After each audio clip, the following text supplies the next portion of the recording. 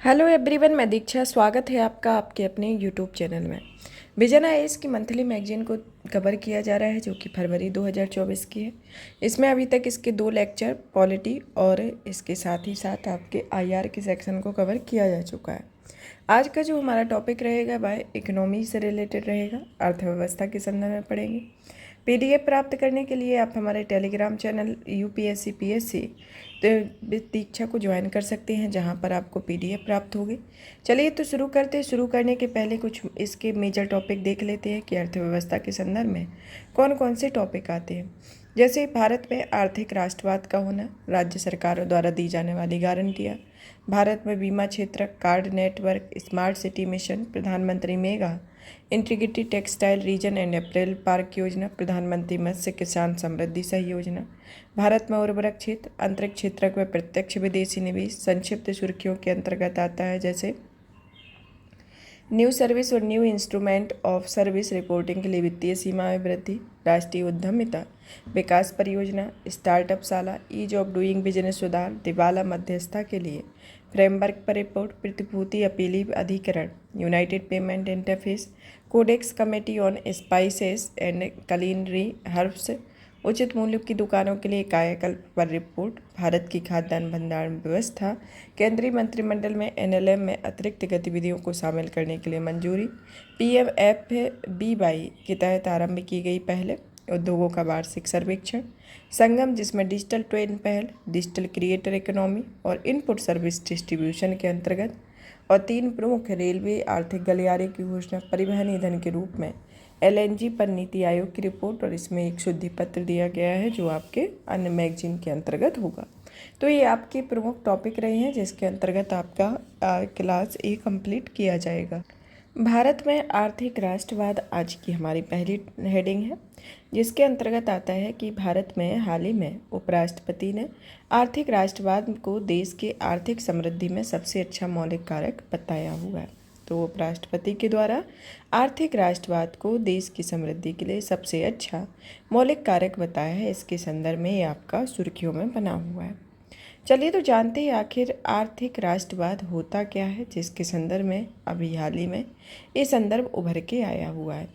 कि परिभाषा के संदर्भ में देखा जाए तो आर्थिक राष्ट्रवाद एक ऐसी विचारधारा होती है जिसमें अर्थव्यवस्था, श्रम, पूंजी, निर्माण और घरेलू क्षेत्र के नियंत्रण का समर्थन किया जाता है।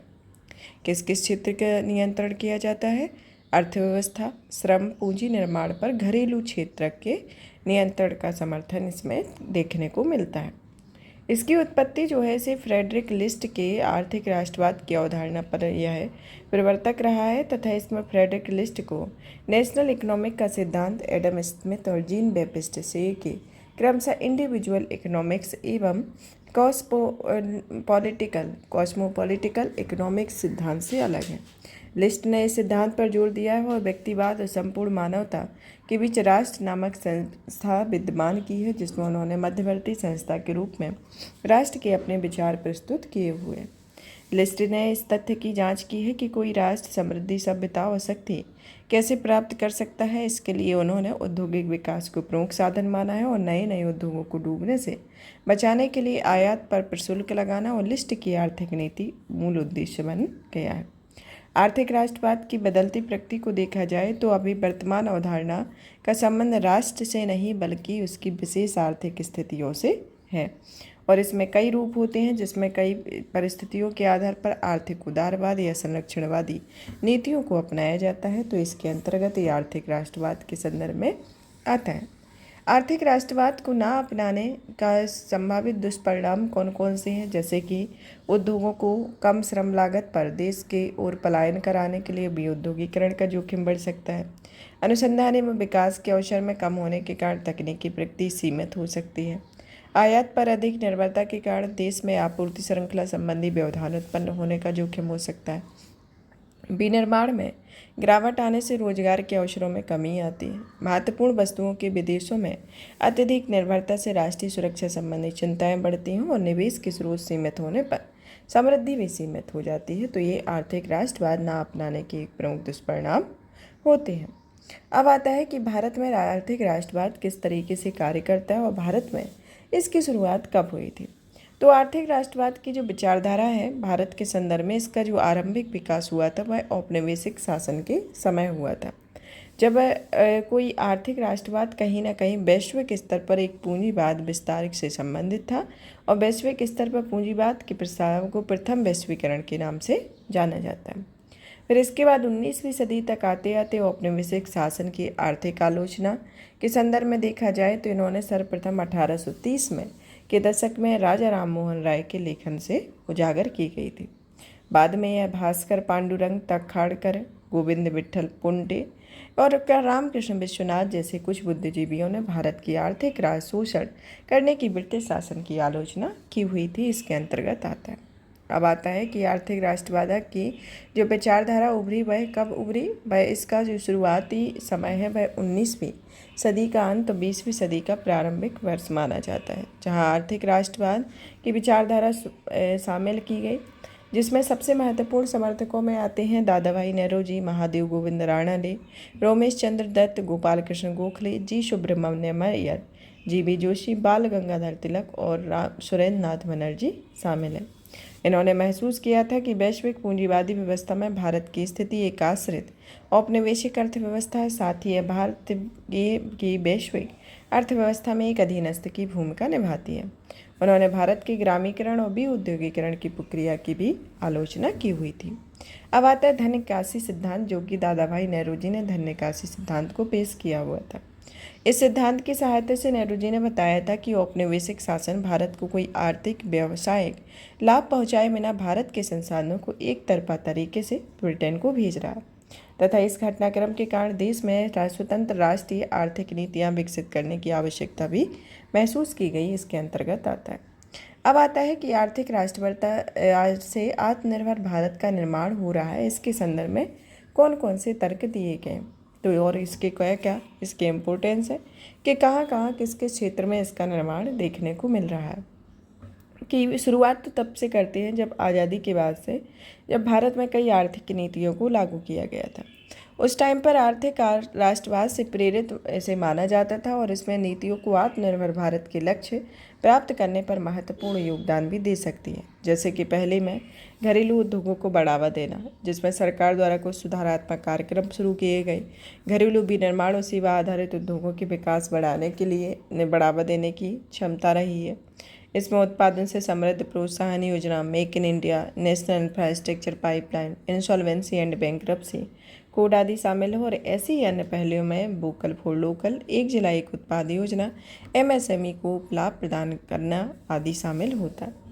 वैश्विक आपूर्ति श्रृंखला में भागीदारी के संदर्भ में आता है कि भारत प्रतिस्पर्धात्मकता को बढ़ाने के लिए ईज ऑफ डूइंग बिजनेस से जुड़े सुधार का लागू कर रहा है, जिसमें गुणवत्ता नियंत्रण आदेश जारी कर रहा है, जो उत्पादों व सेवाओं के मानकीकरण कर रहा है, जिसमें भारत वैश्विक आपूर्ति श्रृंखला में अपना स्थान सुनिश्चित कर सकता है। जैसे कि लॉजिस्टिक सुधार के लिए कई पहले सुधार शुरू की गई, पीएम गति शक्ति राष्ट्रीय मास्टर प्लान, राष्ट्रीय लॉजिस्टिक नीति, भारतमाला, सागरमाला परियोजना आदि ये सभी इसके अंतर्गत प्रमुख योजनाएं शुरू की गई। इस अवसंरचना के विकास से संबंधित है आपूर्ति श्रृंखला के एकीकरण में से मदद मिलेगी। अब आता है रणनीतिक स्वायत्तता के बारे में, जो कि भारत रक्षा, अंतरिक्ष, स्वच्छ ऊर्जा, डिजिटल सेवाओं और रणनीतिक क्षेत्रों में अपनी क्षमताओं का विस्तार कर रहा है और इसके साथ ही भारत बहुपक्षीय साझेदारी को भी मजबूत कर रहा है। इसमें भू राजनीतिक प्रभावों को कम करने और एक स्वतंत्र विदेश नीति अपनाने में मदद मिल सकती है। अब आता है अनुसंधान एवं विकास को बढ़ावा देने के लिए कुछ पहलें स्टार्ट की गई थी, जैसे कि राष्ट्रीय अनुसंधान फाउंडेशन, उच्चतर आविष्कार योजना, impacting research innovation and technology आदि इसके अंतर्गत शामिल है, जिसमें इन पहलों को भारत की तकनीकी रूप से सक्षम और आत्मनिर्भर बनाने में मदद मिलेगी। निष्कर्ष के तौर पर देखा जाए तो आर्थिक राष्ट्रवाद को अपनाने और अस्वीकार करने का निर्णय केवल दो दिशाओं का निर्णय नहीं होता है, बल्कि इसमें परिस्थितियों के अनुरूप लिया जाने वाला निर्णय होता है। भारत के लिए महत्वपूर्ण होता है कि घरेलू उद्योगों को बढ़ावा दिया जाए और वैश्विक व्यापार के अपने दरवाजे खुले रखने के लिए भी संतुलन बनाया जाए। इसके अंतर्गत इसे निष्कर्ष के तौर पर देखा जाता है, जो कि आर्थिक राष्ट्रवाद के संदर्भ में आता है। अब आता है हमारा नेक्स्ट टॉपिक, राज्य सरकारों द्वारा दी जाने वाली गारंटियों के संदर्भ कि भारतीय रिजर्व बैंक द्वारा गठित एक वर्किंग ग्रुप ने राज्य सरकारों द्वारा दी जा रही गारंटी से संबंधित मुद्दों या समस्याओं के समाधान के लिए कुछ सिफारिशें दी हुई हैं। पहला तो जैसे राज्य सरकारों द्वारा दी जाने वाली गारंटी क्या होती है उसके संदर्भ में आता है कि उपयुक्त संदर्भ में आता है कि गारंटी जो होती है राज्य सरकार द्वारा दी जाने वाली गारंटी क्या होती है इसके संदर्भ में आता है कि गारंटी वस्तुतः जो होती है वह ऋण वापस करने के लिए राज्य के ऊपर एक तरह का एक कानूनी दायित्व होता है जिसमें राज्य को ऋण भुगतान करने के लिए बाध्य करता है और ऋण के डिफॉल्ट होने की स्थिति में किसी निवेशक ऋणदाता को जोखिम से बचाता है। और राज्य से गारंटी को आमतौर पर तब मांगा जाता है जब निवेशक या ऋणदाता ऋणी के डिफॉल्ट होने का जोखिम उठाने में सक्षम नहीं होते। इंडियन कॉन्ट्रैक्ट एक्ट 1872 के अनुसार गारंटी एक प्रकार का कॉन्ट्रैक्ट है और जब वहाँ पर तीसरे व्यक्ति के डिफॉल्ट हो जाने पर उसके लिए गारंटी देने वाला व्यक्ति अपना वादा पूरा करता है। इसे भारतीय संविधान के अनुच्छेद 292 में केंद्र सरकार द्वारा अपने लिए गए उधार के लिए यह गारंटी देता है और भारत की संचित निधि से चुकाया जाएगा और यह संसद द्वारा निर्धारित सीमाओं के दायरे में आता है। और इसे अनुच्छेद 293 के अंतर्गत राज्य सरकार द्वारा राज्य की संचित निधि की गारंटी में अपनी विधानमंडल द्वारा निर्धारित सीमा के दायरे में उधार ले सकते हैं और उसमें गारंटी भी दे सकते हैं, इसके अंतर्गत आता है। राज्य में अक्सर कुछ विकासात्मक योजनाओं जैसे परियोजनाओं की फंडिंग के लिए राज्य के सार्वजनिक उपक्रम, सरकारी संस्थान, शहरी स्थानीय निकाय, विभिन्न बैंकों या वित्तीय संस्थानों से ऋण लेते हैं और कई बार इन्हीं ऋण के एवज में राज्य सरकारें अपनी एवज से यह गारंटी देती हैं और अगर ऋणी संस्थाएं अपना ऋण नहीं चुकाएंगी तो राज्य सरकार अपनी संचित निधि से उसे वापस लौटाएंगे, इसके अंतर्गत आता है। अब आता है कि सरकारी गारंटी के इम्पोर्टेंस को देखा जाए तो पहला आता है कि सरकारी संस्थानों द्वारा शुरू की गई परियोजनाओं या गतिविधियों की व्यवहार्यता में सुधार होता है जिससे सामाजिक और आर्थिक लाभ मिलता है। सार्वजनिक क्षेत्र की कंपनियां जो कि कम ब्याज दर पर अधिक अनुकूल शर्तों में फंड जुटाने में सक्षम होती हैं। द्विपक्षीय या बहुपक्षीय एजेंसियों में रियायती ऋण लेते समय ऐसे मामलों में सहायता मिलती है जहां संप्रभु जो कि देश की केंद्र सरकार द्वारा गारंटी की पूर्व शर्त होती है, इसके अंतर्गत आता है। अब आता है कि राज्य सरकार द्वारा दी गई गारंटियों की वर्तमान स्थिति में देखा जाए तो इसका दायरा जो होता है कि 2018 से 2021 की अवधि में राज्य वार गारंटी डेटा से पता चलता है कि अधिकांश राज्यों के मामले में गारंटी की बकाया राशि जो है वह GSDP gross state domestic product के 10% कम होती है और यह अधिकतर राज्य के मामले में यह पिछले कुछ वर्षों में बढ़ रही है। और 2021-22 के अंत में 27 राज्यों द्वारा दी गई गारंटी में GSDP को 4% के बराबर होती है और कई राज्यों ने अपनी सबसे अधिक गारंटी अपने डिस्कॉम के लिए ऋण के लिए दी हुई है। गारंटी का सबसे अधिक बकाया राज्यों में सिक्किम, तेलंगाना, आंध्र प्रदेश और उत्तर प्रदेश शामिल है और आंध्र प्रदेश में कृषि और जलापूर्ति, स्वच्छता, आवास और शहरी विकास जैसे क्षेत्रों में गारंटी प्रदान की हुई है। अब आता है गारंटी रिडेम्पशन फंड की या गारंटी मोचन निधि के बारे में। इसे केंद्र सरकार द्वारा CPESE संस्थानों द्वारा आदि के द्वारा गारंटी के रिडेम्पशन या वापस चुकाने के लिए भारत के लोक लेखा के अंतर्गत GRF का गठन किया गया। GRF की फंडिंग आर्थिक मामलों के विभाग करता है और इसमें DEA बजट के समय transfer to guarantee redemption fund शीर्षक के तहत अनुदान की मांग में इसकी फंडिंग करता है। राज्यों द्वारा दी जाने वाली गारंटियों से संबंधित मुद्दों में आता है जैसे नैतिक खतरे, राजकोषीय जोखिम, निजी निवेश में कमी आना, एकरूपता का अभाव होना, पारदर्शिता एवं जवाबदेही होना, गारंटी मैनेजमेंट इसके अंतर्गत एक प्रमुख इसके मुद्दे आते हैं। अब आता है कि आगे की राय में देखा जाए तो यह वर्किंग ग्रुप की प्रमुख सिफारिशों के संदर्भ में आता है कि इसमें गारंटी की विस्तारित परिभाषा दी गई है कि गारंटी की विस्तारित परिभाषा के सभी तरीके शामिल होना चाहिए और राज्य सरकारें किसी दायित्व या कंटीजेंसी इत्यादि का सृजन करती हों। एक समान गारंटी सीमा होना चाहिए जो कि राज्य सरकारों को एक वर्ष के दौरान दी जाने वाली इंक्रीमेंटल गारंटियों के लिए राजस्व प्राप्तियों के 5% या GSDP के 0% से तक की ऊपरी सीमा तय करने पर विचार कर सकती है, इसके अंतर्गत आता है। गारंटी शुल्क के संदर्भ में आता है कि इसमें राज्य सरकार गारंटी राशि बढ़ाने के लिए न्यूनतम गारंटी शुल्क वसूलने का विचार कर सकती है। जोखिम का वर्गीकरण होता है। गारंटी रिडेम्पशन फंड होता है जो कि राज्य वर्तमान के GRF के सदस्य नहीं और जल्द से जल्द इसका सदस्य बनने पर विचार करना चाहिए। प्रकटीकरण मानक के संदर्भ में आता है कि यह भारत सरकार के लेखांकन मानक के अनुसार गारंटी से संबंधित डेटा प्रकाशित कर सकती है, इसके अंतर्गत आता है। गारंटी के मामले में भारत सरकार के दिशा निर्देश 2022 के संदर्भ में आता है। पहला कि गारंटी केवल मूलधन राशि और अंतर्निहित ऋण के लिए ब्याज के लिए दी जाती है। राजकोषीय उत्तरदायित्व और बजट प्रबंधन अधिनियम 2003 के तहत वित्तीय वर्ष 2004-05 में किसी भी वित्तीय वर्ष में दी जाने वाली गारंटी के लिए जीडीपी में 0.5% की ऊपरी सीमा निर्धारित की गई है। यदि अप्रत्याशित परिस्थितियों के कारण यह सीमा पार होती है तो वित्त मंत्री इसके कारणों की स्पष्ट करते हुए संसद के दोनों सदनों में बयान देना होगा। बाह्य वाणिज्यिक उधारियों के लिए कोई गारंटी नहीं दी जाएगी और इसमें निजी क्षेत्रों की कंपनियों को और संस्थानों की सरकारी गारंटी प्रदान नहीं की जाएगी, इसके अंतर्गत आता है। अब आता है भारत में बीमा क्षेत्र के बारे में कि भारत में वित्त संबंधी संसदीय स्थायी समिति ने लोकसभा में बीमा क्षेत्र के प्रदर्शन की समीक्षा और विनिमय पर एक रिपोर्ट प्रस्तुत की है। भारत में बीमा क्षेत्र की स्थिति पर एक नज़र डाली जाए तो यह बीमा पहुंच या पैठ बीमा पैठ में 2001 से 2002 में यह 2.71% थी और 2021 से 2022 में बढ़कर यह 4.2% हो गई और यह 2021-22 में बीमा पहुंच या पैठ का वैश्विक औसत 7% रहा है। बीमा घनत्व के बारे में जो कि 2001 से 2002 के संदर्भ में है, जिसमें 11.5% अमेरिकी डॉलर रहा है और यह 2021-22 में बढ़कर $91 के आसपास पहुंच गया। बीमा पैठ से आशय उस स्थिति से होता है जब सकल घरेलू उत्पाद की तुलना में बीमा प्रीमियम के प्रतिशत से होता है और बीमा घनत्व वह होता है जहां पर बीमा प्रीमियम और जनसंख्या के बीच का अनुपात होता है और प्रति व्यक्ति प्रीमियम को यह दर्शाता है, इसके अंतर्गत आता है। अब आता है भारत में बीमा क्षेत्र के विनिमय के बारे में कि बीमा अधिनियम 1938 में के तहत बीमा व्यवसायों के कामकाज के लिए विधायी फ्रेमवर्क बनाया गया था और यह बीमाकर्ता या बीमा कंपनियों और उसके पॉलिसी धारकों और शेयर धारकों और विनियामकों के बीच संबंधों को नियंत्रित करता है। भारतीय बीमा विनियामक और विकास प्राधिकरण जो कि एक वैधानिक निकाय है जिसमें यह अधिनियम 1999 के प्रावधानों के तहत स्थापित किया गया। इसके कार्यों में बीमा व्यवसाय और पुनर्बीमा व्यवसाय का विनिमय, प्रसार और वृद्धि सुनिश्चित करना शामिल हो। यह बीमा कंपनियों को प्रमाणित करता है, पॉलिसी धारकों के हितों की रक्षा करता है और विवादों की निपटान भी करता है।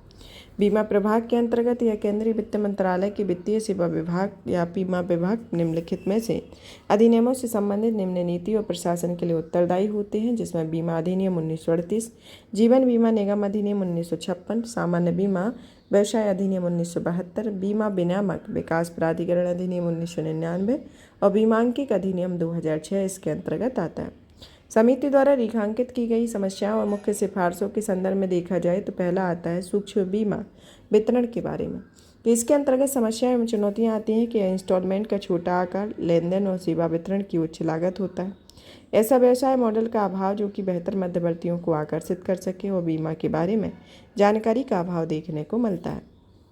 इसकी सिफारिशों में समाज के कम आय वाले और कमजोर वर्गों के वित्तीय संरक्षण और सुरक्षा हेतु नए व किफ़ायती सूक्ष्म बीमा प्रोडक्ट तैयार करने की आवश्यकता होती है।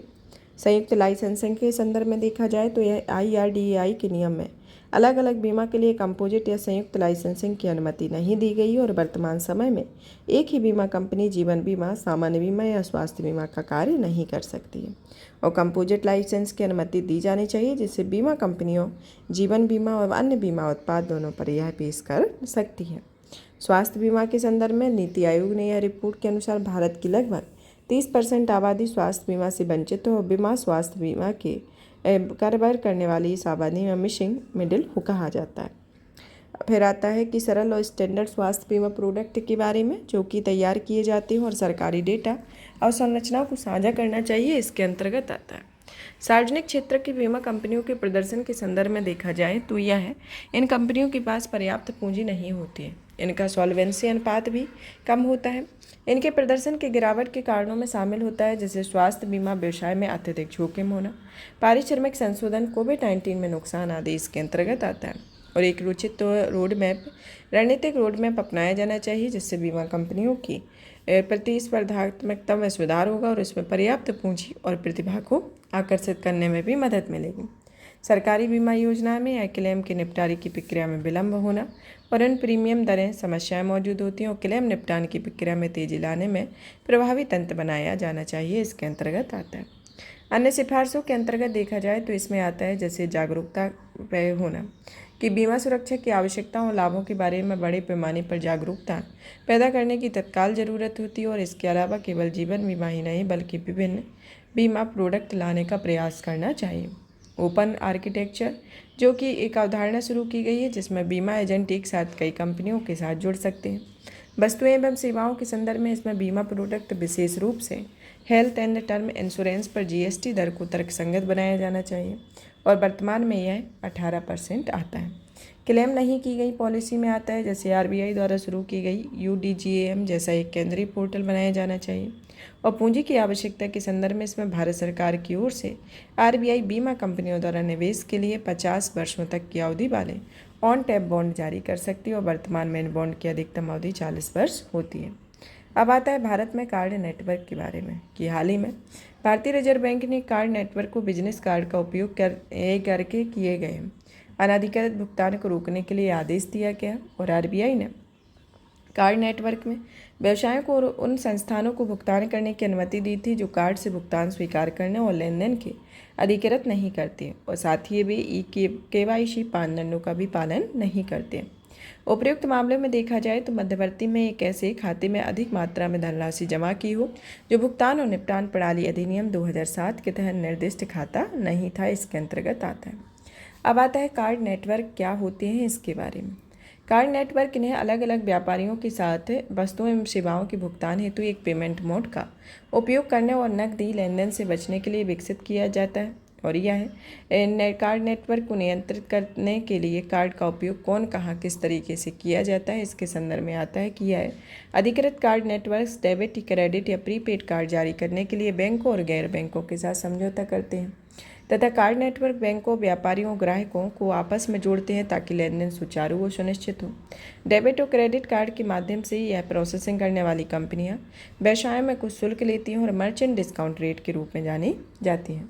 कार्ड जारीकर्ता के रूप में क्या बैंक ही ग्राहकों की जारी किए जाने वाले डेबिट या क्रेडिट कार्ड नेटवर्क का चयन करते हैं जिसमें ग्राहकों के पास खुद से नेटवर्क चुनने का बहुत कम विकल्प होता है और आरबीआई कार्ड जारीकर्ताओं को 1 अक्टूबर 2023 के ग्राहकों के कार्ड नेटवर्क में किसी को चुनने का विकल्प प्रदान करने को कहा गया। अब आता है भारत में कार्ड नेटवर्क के बाजार के बारे में कि भारत में अधिकृत कार्ड नेटवर्क होता है कि भारत में अधिकृत कार्ड नेटवर्क की संख्या 5 है जिसमें visa, master card, RuPay, diners club और अमेरिकन एक्सप्रेस आता है। रुपे भारत का स्वदेशी भुगतान नेटवर्क होता है जो कि एनपीसीआई द्वारा वैश्विक पेमेंट भारत के प्रवेश में मदद करने के लिए शुरू किया गया है जो कि विदेशी बाजारों में रुपे कार्ड की अधिक स्वीकार्यता सुनिश्चित करने के लिए एनपीसीआई ने संयुक्त राज्य अमेरिका की डिस्कवर फाइनेंशियल सर्विसेज और जापान क्रेडिट ब्यूरो के साथ साझेदारी की हुई है। अब आता है डेबिट कार्ड सेगमेंट में रुपे कार्ड की हिस्सेदारी काफ़ी ज़्यादा होती है जो कि लगभग 70 करोड़ कार्ड और 65% बाजार हिस्सेदारी इसमें शामिल है। क्रेडिट कार्ड बाजार में वीजा और मास्टर कार्ड का दबदबा होता है जो कि दोनों के पास भारत के 90% क्रेडिट कार्ड का बाजार स्वामित्व हो। क्रेडिट कार्ड पोर्टफोलियो में रुपे नेटवर्क का विस्तार देखा जाना अभी बाकी होता है। अब आता है एनपीसीआई के बारे में जिसका जो स्थापना है इसे भुगतान और निपटान प्रणाली अधिनियम 2007 के प्रावधानों के तहत आरबीआई और इंडियन बैंक एसोसिएशन की एक पहल है और इसका उद्देश्य भारत में मजबूत भुगतान और निपटान अवसंरचना का निर्माण करना है और इस अधिनियम के अंतर्गत यह कंपनी अधिनियम धारा 25 के अंतर्गत एक गैर लाभकारी संगठन के रूप में गठित किया गया है और इसके अंतर्गत कुछ पेमेंट प्रोडक्ट शामिल होते हैं जैसे कि त्वरित भुगतान सेवा, नेशनल ऑटोमेटिक क्लियरिंग हाउस, आधार सक्षम भुगतान प्रणाली, यूनिफाइड पेमेंट इंटरफेस इत्यादि इसके अंतर्गत एक प्रमुख पेमेंट प्रोडक्ट शामिल होते हैं। अब आता है भारत में नेटवर्क इकोसिस्टम के विनिमय के बारे में कि प्राथमिक विनियामक के रूप में आरबीआई जो कि आरबीआई भुगतान और निपटान प्रणाली अधिनियम 2007 में कार्ड नेटवर्क सहित भारत की भुगतान प्रणालियों की देखरेख और विनिमय की जिम्मेदार है। इन्हें गवर्न करने के लिए कानून होता है जो पीएसएस एक्ट 2007 पेमेंट सिस्टम को एक ऐसी प्रणाली के रूप में परिभाषित करता है जो भुगतान करने वाले और लाभार्थी के बीच पेमेंट लेन देन को संभव बनाती है जिसमें क्लियरिंग, भुगतान, निपटान सेवाएं या तो सभी शामिल होते हैं, इसके अंतर्गत आता है। आगे की राय में देखा जाए तो एक सफल घरेलू भुगतान नेटवर्क के विकास और भारत में उनकी सफलता सुनिश्चित करने के लिए मजबूत अवसंरचना और उचित विनिमय की आवश्यकता होती है और यूजर्स और व्यापारियों को आकर्षित करने के लिए घरेलू भुगतान कार्ड नेटवर्क को मजबूत दूरसंचार नेटवर्क या उपभोक्ता शिक्षा को बढ़ावा देने की आवश्यकता होती है। अब आते हैं संबंधित सुर्खियों में पेमेंट एग्रीगेटर्स के बारे में कि जूसपे, जोहो, डेसेंटो को पेमेंट एग्रीगेटर लाइसेंस में आरबीआई की अनुमति मिल गई है। पेमेंट एग्रीगेटर ऐसी संस्थाएं होती हैं जो ई कॉमर्स साइट और व्यापारियों के ग्राहकों के अलग अलग प्रकार के भुगतान इंस्ट्रूमेंट को स्वीकार करने की सुविधा देती हैं और इसमें व्यापारियों को अपनी अलग अलग भुगतान एकीकरण प्रणाली बनाने की आवश्यकता नहीं होती है। इस प्रक्रिया में पेमेंट एग्रीगेटर ग्राहकों से मुफ्त भुगतान प्राप्त होते हैं, एकत्र करते हैं और इन्हें व्यापारियों को हस्तांतरित करते हैं। पेमेंट एग्रीगेटर पेमेंट गेटवे से अलग होते हैं और ऐसा इसलिए क्योंकि पेमेंट गेटवे फंड प्रबंधन में किसी भी भागीदारी के बिना पेमेंट लेन देन को सुविधाजनक बनाने के लिए केवल तकनीकी अवसंरचना प्रदान करते हैं, इसके अंतर्गत आता है। अब नेक्स्ट आता है स्मार्ट सिटी मिशन के बारे में, जो कि आवासन एवं शहरी कार्य संसदीय स्थायी समिति ने स्मार्ट सिटी मिशन एक मूल्यांकन शीर्षक से रिपोर्ट प्रस्तुत की है। इस रिपोर्ट के मुख्य बिंदुओं के अंतर्गत आता है, जिसमें वित्तीय प्रगति के संदर्भ में देखा जाए तो दिसंबर 2024 तक इस हिस्से में 86% की यह हिस्सा जारी रहा है। 45 स्मार्ट शहरों को केंद्रीय वित्त का 100% भाग प्राप्त हुआ और 28 शहरों को राज्य एवं शहरों की स्थायी या स्थानीय निकायों में अपने हिस्से का 100% धन प्राप्त हुआ है। वित्त पोषण के अतिरिक्त स्रोत में यह लगभग आधे शहर सार्वजनिक निजी भागीदारी मॉडल के तहत कोई परियोजना शुरू नहीं कर सकी और वही केवल 6 शहर स्मार्ट शहर परियोजनाओं के लिए ऋण के माध्यम से धन जुटाने में सफल रही है। भौतिक प्रगति को देखा जाए तो यह दिसंबर 2023 तक स्मार्ट शहरों द्वारा शुरू की गई 7,970 परियोजनाओं में 6,419 परियोजनाएं पूरी की जा चुकी हैं। अब आता है स्मार्ट सिटी मिशन के बारे में कि स्मार्ट सिटी मिशन की शुरुआत एक केंद्र प्रायोजित योजना के तौर पर की गई और इसे 2015 के आवासन और शहरी कार्य मंत्रालय द्वारा इसे शुरू किया गया। इसका उद्देश्य शहरों को इस रूप में बढ़ावा देना है जो कोर अवसंरचना, स्वच्छ और सतत वातावरण प्रदान करे और तथा स्मार्ट सॉल्यूशन का उपयोग कर उसे नागरिकों के गुणवत्तापूर्ण बेहतर जीवन स्तर प्रदान करता है। स्मार्ट शहर के बारे में, जो कि स्मार्ट सिटी के रूप में विकास के लिए 100 शहरों का चयन किया गया है, जिसमें परियोजना को पूरा करने के लिए 2019 और 2023 में 5 साल की समय सीमा निर्धारित की गई है, जिसमें मिशन के अब जून तक 2024 तक इसे बढ़ा दिया गया। इसकी फंडिंग जो है 5 वर्षों में 48,000 करोड़ रुपए की वित्तीय सहायता प्रदान करती है और यह प्रति वर्ष प्रत्येक शहर को औसतन 100 करोड़ रुपये देती है। अब आता है सार्वजनिक निजी भागीदारी के तौर पर देखा जाए तो इसमें निजी क्षेत्र की भागीदारी पर जोर दिया गया। स्मार्ट सिटी मिशन के मुख्य तत्व को देखा जाए तो इसमें पहला आता है केंद्र में समुदाय की योजनाओं कार्यान्वयन के लिए समुदाय केंद्र में रखना, कम संसाधनों से अधिक परिणाम जो कि इसमें उत्पन्न होने की क्षमता होती है। सहकारी एवं प्रतिस्पर्धी संघवाद के अंतर्गत आता है कि प्रतिस्पर्धा के माध्यम से शहरों के चयन में परियोजनाओं को लागू करने में लचीलापन आता है। एकीकरण, नवाचार, स्थिरता के संदर्भ में एकीकृत और टिकाऊ समाधान के लिए नवीन तरीके होते हैं। प्रौद्योगिकी साधन है, लक्ष्य नहीं, जिसमें शहर के संदर्भ में प्रासंगिक प्रौद्योगिकी का सावधानीपूर्वक चयन और कन्वर्जेंस में अलग अलग क्षेत्रकों के साथ वित्तीय मामलों में एकीकृत अप्रोच होता है, इसके अंतर्गत आता है। अब आता है स्मार्ट सिटी मिशन के तहत विकास संबंधी रणनीति के बारे में, जिसमें आता है क्षेत्र आधारित विकास, जो कि रणनीतिक घटकों में शामिल है, जिसमें शहर सुधार, रेट्रोफिटिंग, शहर नवीनीकरण, पुनर्विकास और शहर विस्तार या ग्रीन फील्ड विकास आता है। रेट्रोफिटिंग वह होता है जिसमें पहले से निर्मित क्षेत्र को अधिक दक्ष और रहने योग्य बनाने के लिए 500 एकड़ से अधिक मौजूदा निर्मित क्षेत्र योजना शुरू की जा रही है। पुनर्विकास के तहत मौजूदा निर्मित व्यवस्था को बढ़ावा दिया जाएगा, जिसमें मिश्रित भूमि उपयोग के द्वारा उन्नत अवसंरचना के साथ नए लेआउट में सही निर्माण को बढ़ावा दिया जाता है। फिर आता है ग्रीन फील्ड विकास, जो कि पहले से खाली क्षेत्रों में अधिकांश स्मार्ट सॉल्यूशन उपलब्ध कराए जाएंगे, जिसमें योजना निर्माण, योजना का वित्त पोषण, योजना को लागू करने के लिए नवाचारी उपाय का उपयोग किया जाएगा। साथ ही इसमें गरीबों के किफ़ायती आवास की सुविधा पर विशेष रूप से ध्यान रखा जाएगा।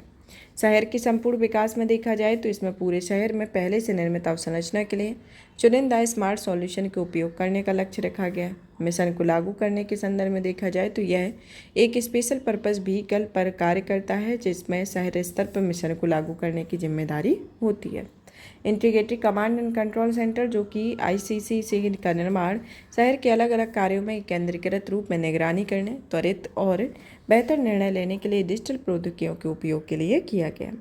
स्मार्ट सिटी मिशन को प्रभावित करने वाली समस्याएं में चुनौतियां आती हैं, जैसे कि पहला, परियोजनाओं में बार बार बदलाव होना। कि शहरों में शुरुआत में लगभग 5,151 परियोजनाओं को पूरा करने की योजना बनाई गई थी और इसमें आरंभिक योजना में संशोधन और बदलाव के कारण परियोजनाओं की संख्या बढ़ाकर 7,970 हो गई है। वित्तीय प्रगति का अभाव देखा जाता है, जो कि धन अंतरण की गति धीमी रही है। प्रगति स्तर पर शहरों में असमानता होती है, जो कि रैंकिंग सर्वश्रेष्ठ प्रदर्शन करने वाले शहरों के औसतन 6% परियोजनाएं अपूर्ण स्थिति में होती हैं। तालमेल वाली परियोजनाओं में निगरानी का अभाव देखने को मिलता है। क्रॉस लर्निंग का अभाव देखने को मिलता है, जिसमें कई प्लेटफॉर्म होते हैं, जैसे कि सिस्टर सिटीज की अवधारणा, जिसका उपयोग उनकी पूरी क्षमता के अनुसार नहीं किया गया है। जैसे उदाहरण के तौर पर चेन्नई शहर में चीन के शहर चोंगकिंग के साथ एक सिस्टर सिटी समझौता किया गया। स्पेशल पर्पस व्हीकल की स्पष्ट गवर्निंग संरचना का अभाव देखा जाता है, जो कि मुख्य कार्यकारी अधिकारी के बार बार स्थानांतर तथा विशेष मुख्य कार्यकारी अधिकारी की स्पष्ट गाइडलाइन और निर्देश या निश्चित कार्यकाल के बारे में स्थिति स्पष्ट नहीं होने के कारण परियोजना के क्रियान्वयन प्रभावित होता है। आगे की राह में देखा जाए तो इसमें ग्रीनफील्ड शहरी विकास के लिए एक मास्टर प्लान है, जो कि आवासन और शहरी कार्य मंत्रालय का योजना निर्माण का नेतृत्व करना चाहिए और शहरी स्थानीय निकायों को मास्टर प्लान तैयार करने के लिए एक विशेषज्ञता प्रदान करनी चाहिए। साथ ही मंत्रालयों को मिशन में संधारणीय हरित प्रौद्योगिकियों को अपनाने के शामिल करने का प्रयास करना चाहिए। स्पेशल पर्पस व्हीकल की गवर्नेंस संरचना में इस कार्य के लिए अलग से मुख्य कार्यकारी अधिकारी की नियुक्ति की जानी चाहिए और उनका न्यूनतम निश्चित कार्यकाल तय किया जाना चाहिए। इसके अंतर्गत आता है स्मार्ट सिटी मिशन का एक अगला चरण होता है, जिसमें अलग अलग परियोजनाओं का थर्ड पार्टी से मूल्यांकन कराना चाहिए। संपूर्ण शहर के लिए परियोजनाएं बनानी चाहिए और शहरी स्थानीय निकायों को मजबूत करना, जैसे कि म्यूनिसिपल बॉन्ड, पूल्ड फाइनेंस तंत्र आदि को उनकी क्षमता को बढ़ाने के संदर्भ में योजनाएं तैयार करना है। Integrated command and control centre की भूमिका का विस्तार करना, जो कि अलग अलग प्रकार की सेवाएं प्रदान करने में सक्षम बनाकर इंटीग्रेटेड कमांड कंट्रोल सेंटर की भूमिका का विस्तार किया जाना चाहिए। इसके अंतर्गत आता है। अब आता है प्रधानमंत्री mega integrated textile region and apparel park की योजना। प्राक्कलन समिति ने PM mega integral textile region and apparel या पीएम मित्रा पार्क योजना के माध्यम से सशक्तिकरण और ऋण टेक्सटाइल इकाइयों या सार्वजनिक क्षेत्रों के उद्यमों के पुनरुद्धार संबंधी प्रयास की एक रिपोर्ट प्रस्तुत की है। पीएम मित्रा योजना के बारे में, जिसकी शुरुआत 5FF विजन, जो कि फार्म टू फाइबर, फैक्ट्री से फॉर्म से फाइबर, फाइबर से फैक्ट्री, फैक्ट्री से फैशन और फैशन से फॉरेन तक के 5FF विजन पर आधारित है। इसका लक्ष्य भारत को वस्त्र निर्माण और निर्यात के लिए एक अग्रणी वैश्विक केंद्र के रूप में स्थापित करना है। मुख्य उद्देश्य को देखा जाए तो टेक्सटाइल उद्योग की संपूर्ण मूल्य श्रृंखला के लिए एक प्लग एंड प्ले सुविधाओं सहित बड़े पैमाने पर एकीकृत और आधुनिक औद्योगिक अवसंरचना की सुविधा विकसित करता है। संपूर्ण मूल्य श्रृंखला को एक ही स्थान पर स्थापित करके लॉजिस्टिक लागत को कम करना है, भारत में निवेश आकर्षित करना, रोजगार के अवसर बढ़ाना, निर्यात क्षमता में वृद्धि करना और एक वैश्विक टेक्सटाइल बाजार में भारत की मजबूती में स्थापित करने में मदद करना होता है।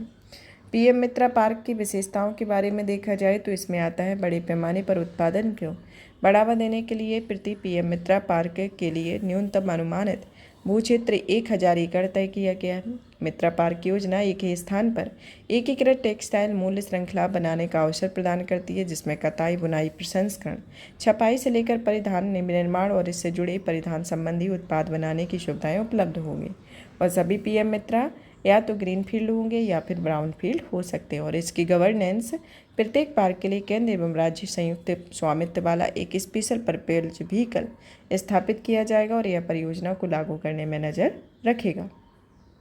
अब इसके वित्तीय सहयोग में आता है। यह केंद्रीय वस्त्र मंत्रालय ग्रीन फील्ड परियोजनाओं के लिए प्रति पार्क 800 करोड़ रुपए और ब्राउन फील्ड परियोजनाओं के लिए प्रति पार्क 500 करोड़ रुपए की वित्तीय सहायता प्रदान करता है, जिसमें केंद्र सरकार के कई वित्तीय सहयोग होते हैं, जैसे कि विकास संबंधी पूंजी सहायता, जो कि ग्रीन फील्ड मित्रा पार्क के लिए परियोजना लागत की 30% राशि विकास संबंधी पूंजी सहायता के रूप में प्रदान की जाती है। प्रति ब्राउनफील्ड पार्क के लिए शेष अवसंरचनात्मक जरूरतों और अन्य सहायक सुविधाओं के निर्माण के लिए परियोजना लागत की 30% राशि विकास संबंधी पूंजी सहायता के रूप में प्रदान की जाती है। विकास संबंधी पूंजी सहायता के लिए incubation centre, plug and play सुविधाएं, फैक्ट्री के लिए विकसित स्थान, सड़कें, बिजली, पानी, अपशिष्ट जल प्रबंधन प्रणाली, कॉमन प्रोसेसिंग हाउस सहित कोर अवसंरचनाओं के विकास के लिए वित्त पोषण प्रदान किया जाता है। वाणिज्यिक विकास में या पार्क क्षेत्र में 10% तक के सीमित क्षेत्र में 100 वित्त पोषण मॉडल पर वाणिज्यिक विकास किया जाएगा। प्रतिस्पर्धी प्रोत्साहन योजना में प्रति पार्क 300 करोड़ रुपए प्रतिस्पर्धी प्रोत्साहन सहायता उपलब्ध कराई जाएगी, इसके अंतर्गत आता है। अब आता है 7 PM मित्र पार्क योजना। मित्र पार्क को मंजूरी दी गई है कि सरकार ने ग्रीन फील्ड या ब्राउन फील्ड साइट्स पर विश्व स्तरीय अवसंरचनात्मक सुविधाओं को विकसित करने के लिए 7 PM मित्र पार्क की स्थापना को मंजूरी दी है और 2017 से 27 से 28 में यह 4,445 करोड़ की लागत स्थापित की गई।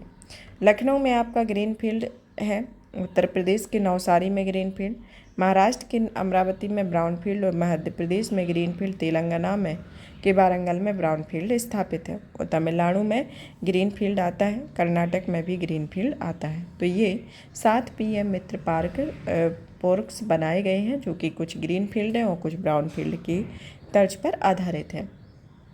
अब आता है PM मित्रा पार्क की योजना में सुधार के लिए कुछ सिफारिशें की गई, जैसे कि व्यापक नीति का होना कि अगर एक व्यापक टेक्सटाइल राष्ट्रीय नीति तैयार होती है तो इससे सर्वोत्तम अंतर्राष्ट्रीय उदाहरणों को ध्यान में दिया जा सकता है, जैसे कि राज्य टेक्सटाइल नीतियों और योजनाओं में उद्योग अनुकूल सक्रिय पहलुओं को शामिल किया गया। चयन प्रक्रियाओं की समीक्षा होगी। स्पेशल पर्पस व्हीकल में गठन में तीव्रता लाई जा सकती है और कर व्यवस्था को तर्कसंगत बनाया जा सकता है। विशेष प्रोत्साहन, जैसे कि खासकर महिला उद्यमियों को बढ़ावा देने के लिए विशेष प्रोत्साहन का प्रावधान किया गया। वर्टिकल एकीकरण में यह अव्यवस्थित भारतीय टेक्सटाइल और परिधान उद्योग को एकीकृत करने और उन्हें असंगठित से संगठित क्षेत्र में बदलने के लिए PM मित्रा पार्क के दायरे से बाहर पावरलूम क्षेत्रों का वर्टिकल एकीकरण सुनिश्चित करने के लिए एक सक्रिय कदम उठाने चाहिए, इसके अंतर्गत आता है। अब आता है प्रधानमंत्री मत्स्य किसान समृद्धि सह योजना के बारे में। यह योजना जो है इसे हाल ही में केंद्रीय मंत्रिमंडल के द्वारा मंजूरी दी गई है। चलिए तो जानते हैं इस योजना के बारे में। यह योजना जो है वह केंद्रीय क्षेत्र की एक उप योजना है। इसे प्रधानमंत्री मत्स्य संपदा के केंद्रीय घटक में शामिल किया गया और इसका उद्देश्य असंगठित मत्स्यिकी क्षेत्र को धीरे धीरे औपचारिक रूप देना है। मत्स्यिकी क्षेत्र में सूक्ष्म एवं लघु उद्यमों को संस्थागत वित्त की सुविधा प्रदान करना, जलीय कृषि के लिए बीमा कवरेज करने हेतु लाभार्थियों को एक मुफ्त प्रोत्साहन प्रदान करना, मत्स्यिकी क्षेत्र की मूल्य श्रृंखला दक्षता में सुधार करना, मछली और मत्स्य उत्पादों की सुरक्षा गुणवत्ता के आश्वासन प्रणालियों को अपनाने और उनके विस्तार में प्रोत्साहन देना होता है। इनका वित्त पोषण 6,000 करोड़ की राशि तय की गई है, जिसमें 50% लोक वित्त से आएगा और इसमें विश्व बैंक और AFD के से बाहर वित्त पोषण सहायता भी शामिल हो और शेष 50% योगदान निजी क्षेत्र के लाभार्थियों द्वारा दिया जाता है, इसके अंतर्गत आता है। इसकी योजना अवधि जो है वह सभी राज्यों एवं केंद्र शासित प्रदेशों में यह 2023-24 से 2026-27 तक यह 4 वर्षों तक चलाई जाएगी, इसके अंतर्गत आता है। योजना के लाभार्थी के बारे में, जिसमें आता है मछुआरे, मत्स्य या जलीय कृषि गतिविधियों में लगे किसान, मत्स्य श्रमिक, मत्स्य विक्रेता या ऐसे अन्य व्यक्ति जो मत्स्य पालन या मत्स्य की मूल्य श्रृंखला का प्रत्यक्ष हिस्सा होते हैं। सूक्ष्म लघु मध्यम असहकारी समितियों, फेडरेशन, ग्राम स्तरीय संगठन जैसे स्वयं सहायता समूह आदि होते हैं। मत्स्य किसान उत्पादक संगठन होते हैं, जैसे मत्स्य पालन, जलीय कृषि मूल्य श्रृंखला में लगे स्टार्टअप में किसान उत्पादक संगठन भी शामिल होते हैं।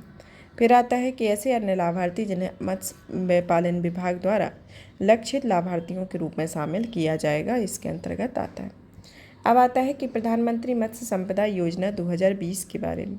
इस योजना का जो उद्देश्य था कि इसमें कृषकों के कल्याण सहित मत्स्यिकी क्षेत्र के संधारणीय, जिम्मेदार और समग्र विकास के माध्यम से नीली क्रांति में लाना है। और प्रधानमंत्री मत्स्य योजना एक अम्ब्रेला योजना होती है जो 2 अलग अलग घटक होते हैं, जिसमें केंद्रीय क्षेत्र की योजना आती है, जिसके तहत संपूर्ण परियोजना इकाई की लागत केंद्र सरकार द्वारा वहन की जाती है, जिसमें 100% वित्त पोषण केंद्र सरकार करती है। और केंद्र प्रायोजित योजना में यह संपूर्ण परियोजना इकाई की लागत केंद्र या राज्यों के बीच साझा किया जाता है। यह सभी राज्यों और केंद्र शासित प्रदेशों में वर्ष 2020-21 से वर्ष 2024-25 में 5 वर्ष की अवधि के लिए 20,050 करोड़ रुपए के निवेश को लागू की गई और इसका लक्ष्य मछली उत्पादन में 2018-19 में 13.75 मिलियन मीट्रिक टन से बढ़ाकर 2024-25 में 22 मिलियन मीट्रिक टन को करना है। अब आता है प्रधानमंत्री मत्स्य किसान समृद्धि सह योजना को लागू करने की रणनीति के बारे में, जिसमें घटक फर्स्ट ये आता है कि यह मत्स्य के क्षेत्र की औपचारिक स्वरूप देना, कार्यशील पूंजी की वित्त पोषण के लिए भारत सरकार द्वारा चलाए जा रहे कार्यक्रमों तथा मत्स्य से जुड़े सूक्ष्म उद्यमों की पहुंच को सुविधाजनक बनाता है। नेशनल फिशरीज डिजिटल प्लेटफॉर्म बनाया जाएगा और यह सभी हितधारकों पर इसके पंजीकरण कराने के लिए प्रेरित किया जाएगा और नेशनल फिशरीज डिजिटल प्लेटफॉर्म वित्तीय प्रोत्साहनों के वितरण जैसे कई कार्य भी करेगा। घटक फर्स्ट बी के अंतर्गत जलीय कृषि के बीमा कवरेज की सुविधा होती है, जिसके तहत उपयुक्त बीमा उत्पाद तैयार किए जाते हैं और कम से कम 1 लाख हेक्टेयर जलीय कृषि फार्मों को बीमा कवर के दायरे में लाया जाता है। अनुसूचित जाति, अनुसूचित जनजाति, महिला लाभार्थियों के लिए सामान्य श्रेणियों की देय प्रोत्साहन की तुलना में 10% अतिरिक्त प्रोत्साहन प्रदान किया जाता है। मत्स्य के क्षेत्र के मूल्य श्रृंखला दक्षता में सुधार के लिए सूक्ष्म उद्यमों का समर्थन करता है। मत्स्य या मत्स्य उत्पादों की सुरक्षा एवं गुणवत्ता आश्वासन प्रणाली को अपनाने और विस्तार के लिए प्रोत्साहन दिया जाता है। परियोजना प्रबंधन, निगरानी और रिपोर्ट के अंतर्गत इसमें प्रबंधन, कार्यान्वयन, निगरानी की परियोजना प्रबंधन इकाइयाँ स्थापित करने का प्रस्ताव होता है। योजना के महत्व को देखा जाए तो मत्स्य के क्षेत्र में औपचारिक स्वरूप देना कि यह योजना 6.4 लाख सूक्ष्म उद्यमों में, जिसमें 5,500 मत्स्य की पालन सहकारी समितियों को संस्थागत ऋण उपलब्ध कराने में सहायता प्रदान करती है। नेशनल फिशरीज डिजिटल प्लेटफॉर्म होता है जो कि 40 लाख सूक्ष्म एवं लघु कार्य आधारित पहचान प्रदान करता है। मूल्य श्रृंखला दक्षता में सुधार होता है और यह योजना 55,000 लक्ष्य सूक्ष्म या लघु उद्यमों के समर्थन करके मूल्य श्रृंखला दक्षता में सुधार करने और सुरक्षित और गुणवत्तापूर्ण मछली की उपलब्धता सुनिश्चित करने पर ध्यान केंद्रित करेगी, इसके अंतर्गत आता है। अब आता है एक डेटा बैंक को देखा जाए तो वित्तीय वर्ष में 2021-22 में भारत ने 7,759.58 मिलियन अमेरिकी डॉलर के समुद्री खाद्य उत्पादों का निर्यात किया। भारत में विश्व में मछली और मत्स्य उत्पादों में चौथा सबसे बड़ा देश रहा है। भारत विश्व का तीसरा सबसे बड़ा मछली उत्पादक देश है और भारत विश्व में दूसरा सबसे बड़ा जलीय कृषि उत्पादन करने वाला राज्य आता है। आगे की राह में देखा जाए तो यह मत्स्य के क्षेत्र में एक सनलाइट क्षेत्र होता है, जो कि हाल के वर्षों में इसमें उल्लेखनीय वृद्धि देखी गई और इसमें अभी तक क्षमताओं का पूरा उपयोग नहीं किया गया, जिसमें उच्च घरेलू खपत, निर्यात क्षमता, अधिक आर्थिक रिटर्न की व्यापक संभावनाओं को ध्यान में रखते हुए इस क्षेत्र को और मजबूत और निरंतर नीतिगत समर्थन की जरूरत पड़ती है। अब आता है भारत में उर्वरक क्षेत्र के बारे में कि रसायन और उर्वरक मंत्रालय ने पोषक तत्व आधारित सब्सिडी और नीति के तहत फॉस्फेट और पोटास उर्वरकों की एमआरपी को तर्कसंगत बनाने संबंधी दिशा निर्देश जारी किए हुए।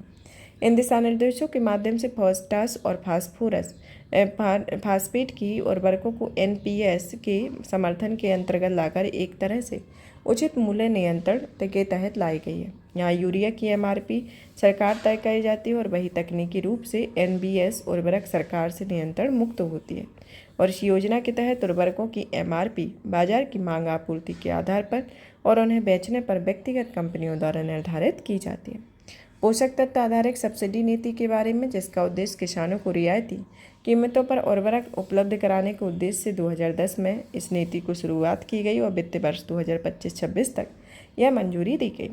इसके आधार पर इसमें आवश्यक वस्तु अधिनियम 1955 के तहत जारी उर्वरक नियंत्रण आदेश 1985 के तहत इसे तैयार किया गया और इसके निम्नलिखित प्रावधान हैं, जैसे कौन से तत्व मृदा में उर्वरक के रूप में उपयोग करने योग्य हैं, उत्पाद के अनुसार विनिर्देश, उर्वरक के विनिर्माता या डीलरों के रूप में लाइसेंस या पंजीकरण प्राप्त करने की प्रक्रिया, उर्वरक के व्यापार में पूरी की जाने वाली शर्तें होती हैं और इसकी पात्रता में एनबीएस 25 ग्रेड के पी&के उर्वरकों के लिए लागू है, जिसमें di ammonium phosphate, muriate of potash, mono ammonium phosphate और ट्रिपल सुपर फास्फेट आदि इसके अंतर्गत शामिल हैं। और सब्सिडी की सिफारिशों में इसमें वित्तीय वर्ष की शुरुआत एनपीकेएस के प्रति पोषक तत्व सब्सिडी सिफारिश करती है, जिसमें उर्वरक विभाग सब्सिडी की घोषणा इसकी करता है। यूरिया सब्सिडी नीति के बारे में कि यह भारत सरकार द्वारा कानूनी रूप से तय किया जाता है, जिसमें किसानों तक उर्वरकों की वितरण लागत किसान द्वारा दिए एमआरपी के बीच अंतर भारत सरकार द्वारा उर्वरक विनिर्माता या आयातक को सब्सिडी के रूप में भुगतान किया जाता है। यूरिया पर सब्सिडी के भुगतान उनके वितरण के आधार पर किया जाता है, जिसमें एनबीएस का भुगतान बेची गई उर्वरक की मात्रा के आधार पर किया जाता है, इसके अंतर्गत आता है। अब आता है कि दिए गए दिशा निर्देशों में मुख्य प्रावधान दिए गए हैं जो कि 1 अप्रैल 2023 से इसको प्रभावित किया गया है। इसमें कुछ शब्दावली दी गई हैं, जैसे कि उर्वरक ग्रेड के बारे में। उर्वरक ग्रेड जो है वह उर्वरकों में शामिल नाइट्रोजन, फास्फोरस और पोटास के गारंटीकृत न्यूनतम प्रतिशत को व्यक्त करता है, जिसमें 5-5-5 ग्रेड वाले बैग का आशय होता है कि अपूर्ण सामग्री में 5% कुल नाइट्रोजन, 5% उपलब्ध फास्फोरस और 5% घुलनशील पोटास इसमें मौजूद होता है। आगे की राय में देखा जाए तो इसका कदम सरकार द्वारा इस कदम को उठाने का उद्देश्य एक अनुचित लाभ सुनिश्चित करना है, अर्जित करने की एक प्रवृत्ति को अंकुश लगाकर कृषि कार्य की लागत को कम करना और उर्वरक क्षेत्र में लगे समय के व्यवहार बनाने के लिए आयात पर निर्भरता कम करने और संतुलित उपयोग में अन्य कदम उठाए जाने चाहिए। अंतरिक्ष क्षेत्र में प्रत्यक्ष विदेशी निवेश के बारे में कि हाल ही में सरकार ने अंतरिक्ष क्षेत्र में 100% एफडीआई की अनुमति नियमों में छूट दी हुई है, इसके अंतर्गत आता है। अंतरिक्ष क्षेत्र में मौजूदा एफडीआई नीति जो कि पहले से उपग्रहों की स्थापना, संचालन और केवल सरकारी मंजूरी से एफडीआई की अनुमति रही। संशोधित एफडीआई नीति जो कि भारतीय अंतरिक्ष नीति 2023 के विजन एवं रणनीति के अनुरूप अंतरिक्ष क्षेत्र में 100% एफडीआई की अनुमति दी गई है और यह 100% एफडीआई उदारीकरण नीति का उद्देश्य संभावित निवेशकों को अंतरिक्ष क्षेत्र में जुड़ी भारतीय कंपनियों में निवेश करने के लिए आकर्षित करना है। उपग्रह उपक्षेत्र के लिए एफडीआई की अधिकतम सीमा जो कि ऑटोमेटिक रूट के 100% तक एफडीआई, ऑटोमेटिक रूट के तहत 74% एफडीआई और ऑटोमेटिक रूट से 49% एफडीआई इसके अंतर्गत आती है। जिसमें आता है कि ऑटोमेटिक रूट के 100% एफडीआई के लिए आती है, जैसे उपग्रहों, स्पेस आधारित ग्राउंड सेगमेंट, यूजर सेगमेंट के लिए इनके घटकों में सिस्टम और सब सिस्टम का विनिर्माण, उपग्रह विनिर्माण और संचालन, सैटेलाइट डेटा उत्पाद, ग्राउंड सेगमेंट और यूजर सेगमेंट होता है, जिसमें 74% से अधिक एफडीआई सरकारी मंजूरी आवश्यक है। लॉन्च व्हीकल और संबंधित सिस्टम या सब सिस्टम अंतरिक्षयान को प्रक्षेपित करने या वापस प्राप्त करने के लिए स्पेस पोर्ट का निर्माण, उपयुक्त सेगमेंट में 49% से अधिक एफडीआई के लिए सरकारी मंजूरी जरूरी होती है। तो ये विभिन्न क्षेत्र होते हैं जहाँ पर इतने तरीके की एफडीआई इतने % दी जाती है। संशोधित नीति के महत्व को देखा जाए तो इससे वैश्विक वैल्यू चेन के साथ एकीकरण होगा, स्वदेशीकरण की प्रक्रिया को बढ़ावा दिया जाएगा, अनुसंधान एवं विकास पर ध्यान केंद्रित किया जा सकेगा, ईज ऑफ डूइंग बिजनेस को बढ़ावा दिया जाएगा, जिससे विदेशी कंपनियों के लिए भारतीय अंतरिक्ष क्षेत्र में प्रवेश संबंधी बाधाओं को कम कर सकेगी। आर्थिक एफडीआई का अधिक एफडीआई आएगी, जिससे नीति, निवेश, आय में, रोजगार में वृद्धि होती है। अब आता है कि वैश्विक अंतरिक्ष अर्थव्यवस्था में हिस्सेदारी बढ़ाने में मदद मिलती है। अंतरिक्ष में उठाए निजी क्षेत्र में समर्थन में भारत द्वारा उठाए गए कदमों में पहला आता है भारतीय अंतरिक्ष संघ के बारे में, कि इसे 2021 में स्थापित किया गया था और यह विशेष रूप से भारत में निजी और सार्वजनिक क्षेत्र के अंतरिक्ष उद्योग के सफल अन्वेषण, सहयोग और विकास की दिशा में काम आने वाला शीर्ष और गैर लाभकारी उद्योग संगठन होता है। एंट्रेंस कॉरपोरेशन लिमिटेड जो कि इसरो की मार्केटिंग शाखा के रूप में स्थापित किया गया। भारतीय राष्ट्रीय अंतरिक्ष संवर्धन प्राधिकरण केंद्र जो कि भागीदारी को बढ़ावा देने के लिए गठित एक स्वायत्त एजेंसी, नोडल एजेंसी है। भारतीय अंतरिक्ष नीति 2023 में कहा गया है कि निजी क्षेत्र में अंतरिक्ष अर्थव्यवस्था की संपूर्ण वैल्यू चेन के लिए महत्वपूर्ण हितधारक होते हैं। अंतरिक्ष क्षेत्र में वनावकाश को बनाए रखने के लिए कुछ सुझाव दिए गए हैं, जैसे कि विनिमय का होना, कि विश्व स्तर पर प्रतिस्पर्धी बनने के लिए भारत को स्पेस एक्टिविटी विधेयक पारित करने की आवश्यकता है। प्रौद्योगिकी के स्तर पर प्रगति होगी, प्रौद्योगिकी स्थानांतरण, किफ़ायती या पहुँच पर ध्यान देने की जरूरत, अंतर्राष्ट्रीय सहयोग इसके अंतर्गत देखा जाता है। अब आता है संक्षिप्त सुर्खियों के बारे में, जिसमें पहली सुर्खी आती है न्यू सर्विस और न्यू इंस्ट्रूमेंट ऑफ सर्विस या रिपोर्टिंग के लिए वित्तीय सीमा में वृद्धि का होना, कि लोक लेखा समिति ने न्यू सर्विस और न्यू इंस्ट्रूमेंट ऑफ सर्विस की रिपोर्टिंग के लिए वित्तीय सीमा में वृद्धि हेतु मंजूरी दी गई है, जिसमें कुछ इन दोनों में सिमिलरिटी है। उनके संदर्भ में कुछ बिंदुओं पर नज़र डालते हैं, जैसे कि इनकी विशेषताओं में आता है न्यू सर्विस और न्यू इंस्ट्रूमेंट्स ऑफ सर्विस में परिभाषा को देखा जाए न्यू सर्विस की, कि यह सरकार के किसी ऐसे नए नीतिगत निर्णय से होने वाली व्यय को दर्शाती है जिसकी सूचना पहले संसद को नहीं दी गई थी और इसमें नई गतिविधियों या नई निवेश को शामिल हो सकते हैं। न्यू इंस्ट्रूमेंट ऑफ सर्विस में यह मौजूदा नीति के विस्तार में होने वाले अपेक्षाकृत बड़े व्यय को दर्शाती है।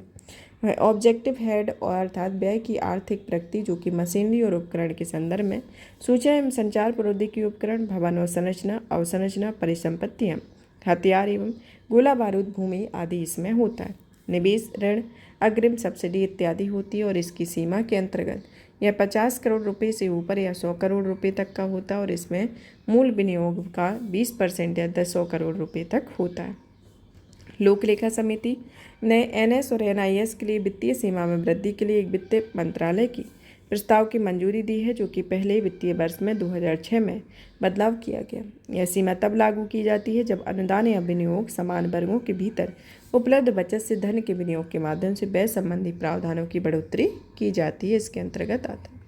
अब आता है राष्ट्रीय उद्यमिता विकास परियोजना के बारे में। इसे कौशल विकास और उद्यमशीलता मंत्रालय ने कौशल भारत मिशन के तहत इस योजना को शुरू किया। यह परियोजना विशेष रूप से पीएम स्वनिधि योजना के लाभार्थियों के लिए आरंभ की गई और इसके तहत लाभार्थियों को 22 सप्ताह की अवधि के लिए व्यापक उद्यमिता प्रशिक्षण प्रदान किया जाएगा, जिसमें प्रायोगिक लर्निंग के द्वारा सिद्धांतिक ज्ञान को व्यवहारिक प्रदर्शन किया जाएगा और कामगारों को प्रतिस्पर्धी बनाने और उनकी अनुकूलन क्षमता में वृद्धि करने के लिए री स्किलिंग व अप स्किलिंग की ध्यान केंद्रित किया जाएगा और जिसमें 45% महिलाओं की भागीदारी की सुनिश्चितता का पर भी ध्यान रखा जाएगा। अब आता है स्टार्टअप शाला के बारे में कि उद्योग संवर्धन एवं आंतरिक व्यापार विभाग ने स्टार्टअप शाला आरंभ किया है। स्टार्टअप इंडिया का प्रमुख एक्सेलरेटर कार्यक्रम है, जिसे 2016 में इसकी शुरुआत की गई थी। इसका उद्देश्य उद्यमियों की सहायता करना और भारत में एक मजबूत स्टार्टअप इकोसिस्टम का निर्माण करना है। स्टार्टअप शाला के बारे में, जो कि मौजूदा उद्यमियों के लिए सेक्टर विशिष्ट पहल होती है, जिसके तहत उद्यमियों को अपना कारोबार बढ़ाने के लिए आवश्यक ज्ञान, नेटवर्क, फंड और मार्गदर्शन प्रदान करता है, जो कि 3 महीने तक चलने वाला एक्सीलेटर प्रोग्राम है और 2 समूहों पर बल दिया जाता है, जिसमें स्वच्छ प्रौद्योगिकी और डीप टेक्नोलॉजी आता है। अब आता है ईज ऑफ डूइंग बिजनेस सुधार के बारे में, जो कि कॉरपोरेट कार्य मंत्रालय ने ईज ऑफ डूइंग बिजनेस को सुगम बनाने के लिए सेंट्रल प्रोसेसिंग सेंटर का संचालन शुरू किया था। इसकी स्थापना कंपनी अधिनियम, उसी में देयता भागीदारी अधिनियम के तहत दायर किए गए विनियामक अनुपालन फॉर्म को केंद्रीकृत प्रोसेसिंग के लिए की गई और यह सेंट्रल रजिस्ट्रेशन सेंटर और centralised processing and for accelerated corporate exit की तर्ज पर समयबद्ध फेसलेस तरीके से आवेदन को प्रोसेस करता है। ईओडीबी के बारे में, जो कि एक राज्य क्षेत्र में व्यवसायों की स्थापना, परिचालन और समापन को सुगम बनाने, दक्ष बनाने और लागत प्रभावी बनाने में आता है। ईओडीबी के महत्वों के महत्व को देखा जाए तो आर्थिक समृद्धि के अंतर्गत आता है, विदेशी निवेश होता है और सामाजिक विकास के संदर्भ में देखा जाता है। इसके फोकस क्षेत्र में आता है, जैसे कि आवेदन, नवीनीकरण, निरीक्षण, रिकॉर्ड दाखिल करने आदि से संबंधित प्रक्रियाओं को सरलीकरण करना, अप्रासंगिक कानूनों को निरस्त करना, मैनुअल फॉर्म्स और रिकॉर्ड को हटाते हुए ऑनलाइन इंटरफेस बनाकर प्रक्रिया का डिजिटलीकरण करना और छोटी मोटी तकनीकी या प्रक्रियात्मक चूकों को अपराध न मानना इसके अंतर्गत आता है।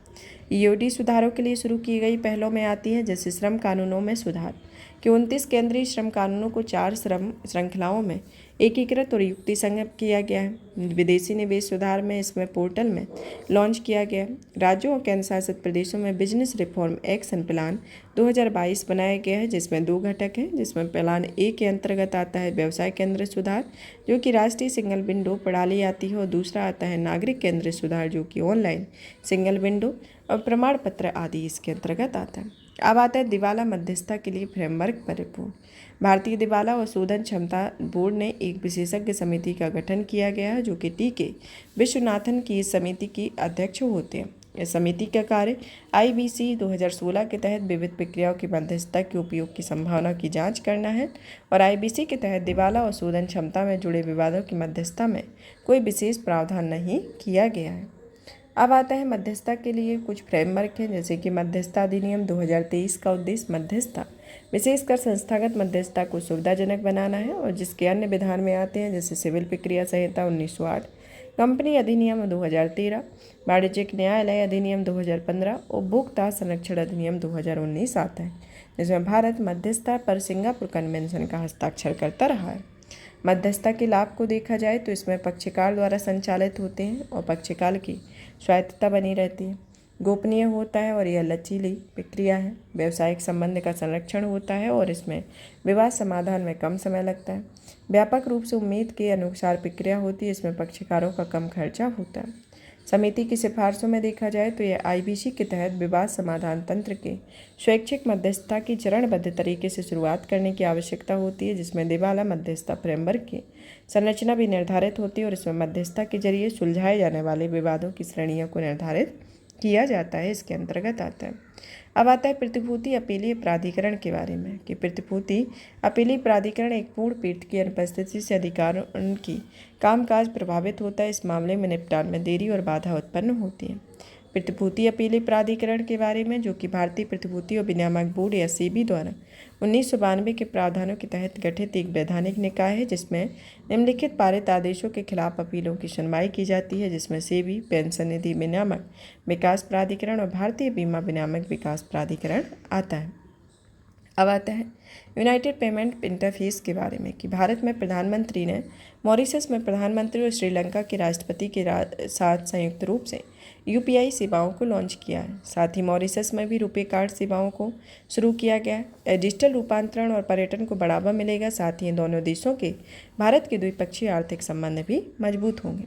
यूपीआई के बारे में, यह कई बैंक खातों को एक ही मोबाइल एप्लीकेशन से जोड़ता है और धन अंतरण जैसी कई बैंकिंग सेवाएं भी प्रदान करता है। यह राष्ट्रीय भुगतान निगम से विकसित किया है। इसे आरबीआई और भारतीय बैंक की एक संयुक्त पहल है, जिसे भुगतान निपटान प्रणाली अधिनियम 2007 के प्रावधानों के तहत स्थापित किया गया। अब आता है codex committee on spices and culinary herbs के बारे में। इसका यह 7वां सत्र घोषित किया गया है। यह सत्र मार्च मसालों, छोटी इलायची, हल्दी, जूनिपर बेरी, ऑल स्पाइस और स्टार एनीज के लिए गुणवत्ता संबंधी मानकों को अंतिम रूप देता है। इसमें कोडेक्स एलिमेंट्रियन कमीशन को भेज दिया गया है, जो कि पूर्ण कोडेक्स मानकों के रूप में अपनाने की सिफारिश की गई हो और मसालों के समूहीकरण की रणनीति को सफलतापूर्वक लागू किया गया है। अब आता है कोडेक्स एलिमेंट्रियल कमीशन, जिसकी उत्पत्ति अंतर्राष्ट्रीय स्तर पर खाद्य मानक के निर्धारण की एक संस्था होती है और इसकी स्थापना विश्व स्वास्थ्य संगठन और खाद्य एवं कृषि संगठन के संयुक्त रूप से की गई है 1963 में। इसका उद्देश्य उपभोक्ताओं के स्वास्थ्य की रक्षा करना, खाद्य पदार्थों के व्यापार में उचित व्यवहार सुनिश्चित करना है, जिसमें भारत सहित इसमें 189 सदस्य हैं और भारत भी इसका सदस्य आता है। इसकी स्थापना जो है CCSCH की स्थापना के जो गठन है 2013 में किया गया और इसका गठन कोडेक्स एलिमेंट्री कमीशन रोम के तहत किया गया और इसके तहत कमोडिटी समितियों में एक रूप में गठित किया जाता है। मेजबान या होस्ट देश के अंतर्गत इसमें आता है कि भारत की समिति में मेजबान एवं अध्यक्ष देश में होते हैं, जो कि भारतीय मसाला बोर्ड में इस समिति के सचिवालय के रूप में कार्य करता है और इसमें मसाला बोर्ड वाणिज्य और उद्योग मंत्रालय के अधीन आता है। अब आता है इसके अंतर्गत नेक्स्ट उचित मूल्य की दुकानों के लिए कायाकल्प पर रिपोर्ट कि उपभोक्ता मामले, खाद्य एवं सार्वजनिक वितरण संबंधी संसदीय स्थायी समिति ने उचित मूल्य की दुकानों के कायाकल्प पर एक रिपोर्ट प्रस्तुत की है। राष्ट्रीय खाद्य सुरक्षा अधिनियम 2013 के अनुसार FPS के वे दुकानें होती हैं जो लक्ष्य सार्वजनिक वितरण प्रणाली के तहत राशन कार्ड धारकों को आवश्यक कमोडिटी वितरण के लिए लाइसेंस प्रदान करती हैं। अब आता है कि TBDS जो है उसे 1997 में शुरू किया गया था, जो कि गरीबी रेखा के ऊपर APL के लाभार्थियों की तुलना में गरीबी रेखा से नीचे BPL के परिवारों को सब्सिडी वाले खाद्यान्न में कम मूल्य पर उपलब्ध कराने का प्रावधान करता है। FPS के मुख्य मुद्दे को देखा जाए तो यह खाद्यान्नों को वास्तविक लाभार्थियों को वितरित करने की बजाय व्यापारियों को बेच दिया जाता है और इसमें दुकानदारों के लिए उचित मूल्य की दुकानें आर्थिक रूप से लाभकारी नहीं हैं आदि इसके अंतर्गत आता है। अब आता है कि इसमें कुछ प्रयास किए गए हैं उचित मूल्य की दुकानों के संदर्भ में कि ये प्रयास निम्न तरीके से इसमें दिखाए गए हैं। अब नेक्स्ट आता है इसके अंतर्गत कि भारत द्वारा खाद्यान्न भंडारण व्यवस्था के बारे में कि भारत के मंत्रालय के द्वारा भारतीय इलेक्ट्रॉनिक एवं सूचना प्रौद्योगिकी मंत्रालय ने उद्योग जगत को smart food green storage system के लिए प्रौद्योगिकी हस्तांतरित की है। यह जो प्रौद्योगिकी है इसका विकास society for applied microwave electronic engineering and research के द्वारा किया गया और यह इलेक्ट्रॉनिक और सूचना प्रौद्योगिकी मंत्रालय के तहत एक स्वायत्त अनुसंधान एवं विकास संस्थान है। इसकी निम्नलिखित विशेषताओं से युक्त होता है, जैसे कि रेडियो फ्रिक्वेंसी आइडेंटिफिकेशन वाले ग्रीन वैक्स की कन्वेयर बेल्ट आधारित लोडिंग और अनलोडिंग की सुविधा होना, ऑनलाइन बजट और कमी में सहायक होना, रेडियो फ्रिक्वेंसी आधारित तकनीकी से खाद्यान्न की नमी को हटाने की सुविधा दी जाती है। अब आता है खाद्यान्न भंडारण के लिए वैज्ञानिक तरीका अपनाने की आवश्यकता आखिर क्यों है जिसमें कम उत्पादन होता है, जो कि वैश्विक स्तर में भारत की भागीदारी में 18% और विश्व की केवल 11% कृषि योग्य भूमि भारत के पास होती है। अपर्याप्त भंडारण क्षमता होती है, जो कि केवल 145 मिलियन मीट्रिक टन है, और जबकि देश में कुल खाद्यान्न उत्पादन में 311 मीट्रिक मिलियन टन होती है, जो कि इसमें अभी प्रेजेंट में इसका केवल 47% ही भंडारित किया जाता है। अब आता है इसके अंतर्गत वैज्ञानिक तरीकों से भंडारण के लिए कुछ पहलें शुरू की गई हैं, जैसे कि सरकारी क्षेत्र में विश्व की सबसे बड़ी अनाज भंडारण योजना को मंजूरी दी गई है और इसका उद्देश्य प्राथमिक कृषि ऋण समितियों के स्तर पर विकेंद्रीकरण भंडारण क्षमता स्थापित करना है। ग्रामीण क्षेत्रों में गोदामों, वेयर हाउसों और निर्माण नवीनीकरण के लिए कृषि विपणन अवसंरचना योजना शुरू की गई है। कृषि अवसंरचना कोष के स्थापित किया जाता है। इससे फसल कटाई के बाद प्रबंधन अवसंरचना और सामुदायिक कृषि परिसंपत्तियों के लिए वित्त उपलब्ध कराया जाता है। अब आता है केंद्रीय मंत्रिमंडल ने एनएलएम के अतिरिक्त गतिविधियों को शामिल करने की मंजूरी दी हुई है, जिसमें राष्ट्रीय पशुधन मिशन के अतिरिक्त गतिविधियों को शामिल करने की मंजूरी केंद्रीय मंत्रिमंडल के द्वारा दी गई है, जिसमें नए बदलाव आए हैं। जैसे कि अतिरिक्त कवरेज के अंतर्गत देखा जाए तो इसमें घोड़ा, खच्चर, गधा, ऊंट की नस्लों के संरक्षण के लिए पात्र उद्यमियों को लिए पूंजीगत सब्सिडी मिलेगी और राज्य सरकार की सहायता दी जाएगी। चारे की आपूर्ति बढ़ाई जाएगी, जिससे 20 प्रसंस्करण अवसंरचना के निर्माण में पूंजीगत सब्सिडी मिलेगी। पशुधन बीमा कार्यक्रम को सुलभ बनाया जाएगा, जो कि 20%, 30%, 40%, 50% से घटाकर 15% कर दिया गया है। राष्ट्रीय पशुधन मिशन के बारे में, जो कि केंद्रीय मत्स्य पालन, पशुपालन और डेयरी मंत्रालय के अंतर्गत कार्य करता है, और यह केंद्र प्रायोजित और केंद्रीय क्षेत्रक दोनों की घटक होती हैं, जिसके मुख्य उद्देश्य में आता है जैसे कि जुगाली करने वाले छोटे पशुओं के पालन, कुक्कुट पालन, सुअर पालन क्षेत्रक तथा पशु चारा क्षेत्रक की उद्यमिता को बढ़ावा दिया जाता है, जिसमें मांस, अंडा, बकरी का दूध, ऊन और चारा उत्पादन में वृद्धि होती है। और इस मिशन को 2021-22 में पूरे भारत में लागू किया गया है। राष्ट्रीय पशुधन मिशन के उपमिशन के बारे में, जो कि पशुधन और कुक्कुट की नस्ल में सुधार होता है, आहार और पशु चारा में सुधार होता है और नवाचार और विस्तार देखने को मिलता है, जिसके अंतर्गत ये प्रमुख मिशन शुरू किए गए। अब आता है PMFBI के तहत आरंभ की गई पहल कि केंद्र सरकार ने प्रधानमंत्री फसल बीमा योजना के तहत 3 नए पहले शुरू किए हैं, जिसके तहत फसल बुआई के पहले लेकिन कटाई के बाद तक की अवधि में व्यापक फसल बीमा कवरेज प्रदान किया जाता है। पहला आता है कृषि रक्षक पोर्टल हेल्पलाइन 1447। इसके तहत अलग अलग भाषाओं में सलाह, पारदर्शी संचार, रियल टाइम शिकायत समाधान प्रदान किए जाएंगे। और लर्निंग मैनेजमेंट सिस्टम, जिसकी शुरुआत फसल बीमा और कृषि ऋण की दक्षता बढ़ाने में हितधारकों को प्रशिक्षित करने के लिए होता है। इसमें सारथी पोर्टल में ग्रामीण और किसान परिवारों के स्वास्थ्य, जीवन, आवास, दुकान, कृषि उपकरण, मोटर और पैरामेट्रिक उत्पादों से संबंधित बीमा कवरेज प्रदान किया जाता है। और यह सारथी UNDP इंडिया के सहयोग से शुरू किया जाने वाला एक डिजिटल बीमा प्लेटफॉर्म आता है।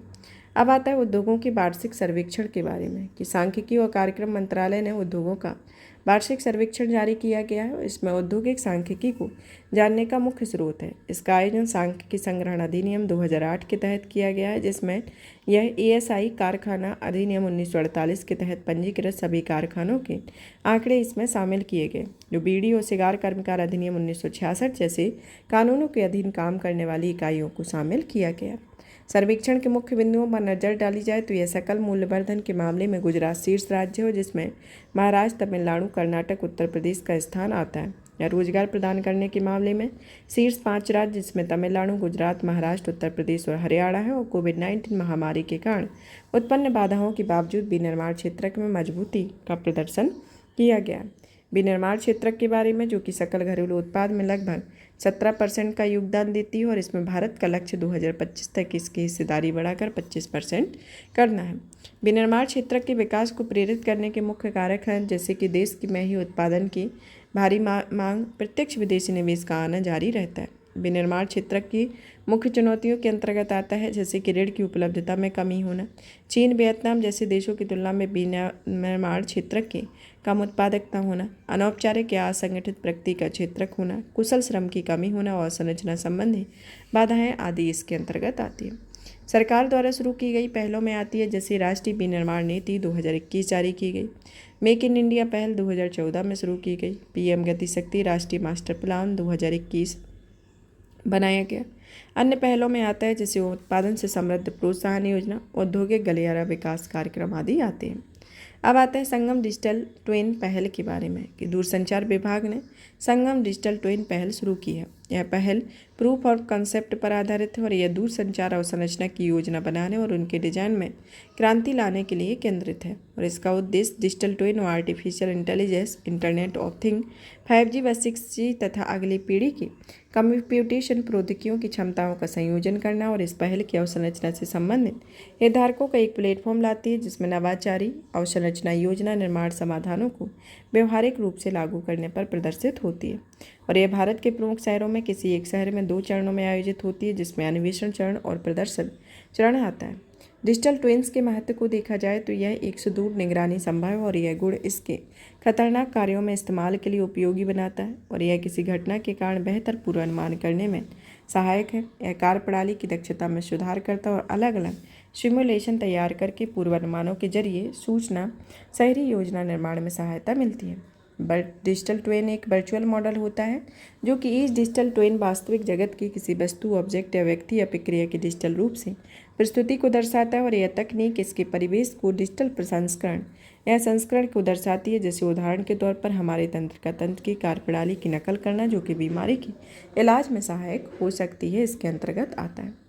अब आता है कि अन्य संबंधित सुर्खियों में जैसे कि हाल ही में एक निजी कंपनी में ड्रोन स्कैनर का उपयोग करके हैदराबाद की 16वीं शताब्दी के कुतुब शाही मकबरे का डिजिटल ट्विन बनाया हुआ। यह साइट गोलकुंडा के पूर्व सुल्तानों के 7 मकबरे इसमें मौजूद हैं और इस मकबरों का निर्माण पर्शियन, पठान और हिंदू स्थापत्य के मिश्र शैली का इस्तेमाल किया गया है जिसमें प्लास्टर की सजावट के लिए ग्रे रंग के ग्रेनाइट का उपयोग किया जाता है जो कि दुनिया में अपनी तरह का एक अनोखी जगह है और यहाँ पर राजवंश के सभी सदस्यों को एक ही स्थान पर दफनाया जाता है। अब आता है नेक्स्ट डिजिटल क्रिएटर इकोनॉमी के बारे में कि डिजिटल क्रिएटर इकोनॉमी की केंद्र सरकार ने नेशनल क्रिएटर अवार्ड के प्रथम संस्करण की घोषणा की हुई है। इस अवार्ड का उद्देश्य भारत में डिजिटल क्रिएटर के इकोनॉमी के भारत की अर्थ समृद्धि और संस्कृति को बढ़ावा देने में सकारात्मक और सामाजिक परिवर्तन लाने वाली सोच और प्रतिभाओं को सम्मानित करना है और इसमें व्यक्तियों द्वारा संचालित अर्थव्यवस्था का वह हिस्सा आता है जो कि किसी कंटेंट, उत्पाद, सेवाओं का निर्माण करते हैं, साथ ही अलग अलग डिजिटल प्लेटफॉर्म के माध्यम से इनका मुद्रीकरण भी करते हैं।